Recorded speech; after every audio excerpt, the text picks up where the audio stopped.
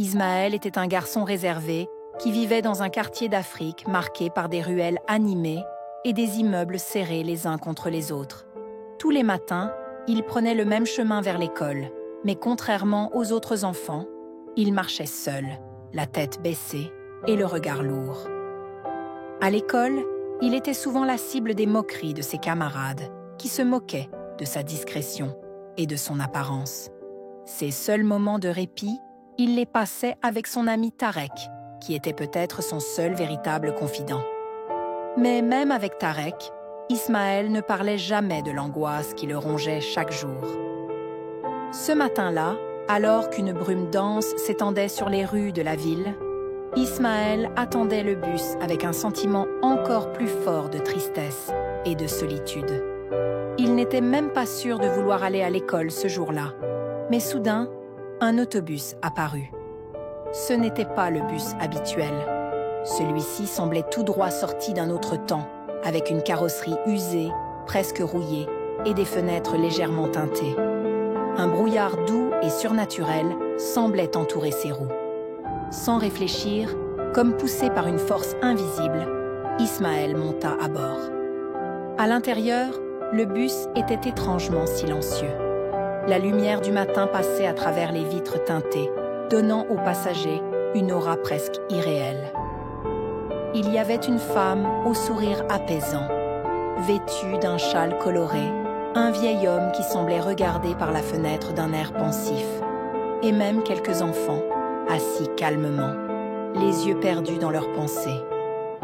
Ismaël prit place au fond du bus, comme à son habitude, espérant que le trajet serait court. Mais au bout de quelques instants, il remarqua que chaque passager lui jetait des regards bienveillants. Un léger sourire de compassion s'affichait sur leur visage. Il sentit une main se poser délicatement sur son épaule. C'était la femme au châle coloré. « Ne t'inquiète pas, Ismaël, tu n'es pas seul », murmura-t-elle d'une voix douce. Ismaël, surpris, se demandait comment elle connaissait son nom. Mais il se sentait étrangement à l'aise en sa présence. La femme continua, comme si elle avait deviné ses pensées. « Nous avons tous traversé des épreuves, et parfois, il faut une âme pure pour nous écouter. » Peu à peu, les autres passagers se mirent à partager leurs histoires avec lui.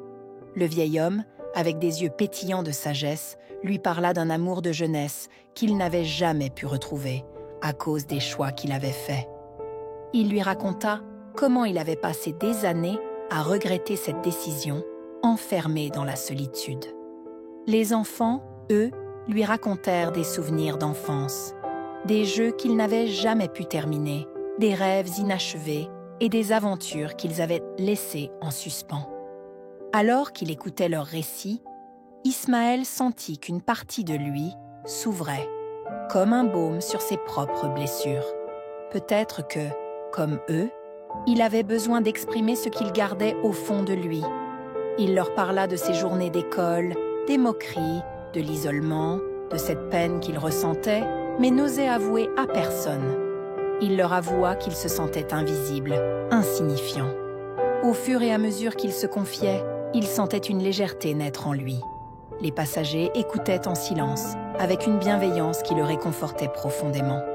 La femme au châle prit doucement sa main et lui dit « Ismaël, sache que ta voix compte. Ce que tu as partagé avec nous est précieux. Tu nous as aidés à trouver un peu de paix. » Le bus continuait son chemin, mais l'extérieur semblait s'effacer, comme si l'autobus flottait entre deux mondes, suspendu entre passé et présent. Ismaël se sentit en paix, un sentiment qu'il n'avait pas ressenti depuis longtemps. Finalement, le bus arriva près de l'école et les passagers lui sourirent une dernière fois. « Merci, Ismaël. Tu nous as permis de retrouver la paix, » dit le vieil homme, en levant la main comme un dernier salut. Ismaël descendit du bus avec une nouvelle légèreté dans le cœur, comme si un fardeau invisible l'avait quitté.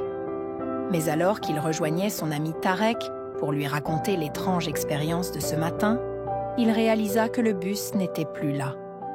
Il n'y avait aucune trace de pneu, pas la moindre trace de son passage. « Ce bus, il était là, je te jure. tenta-t-il d'expliquer à Tarek, un peu troublé.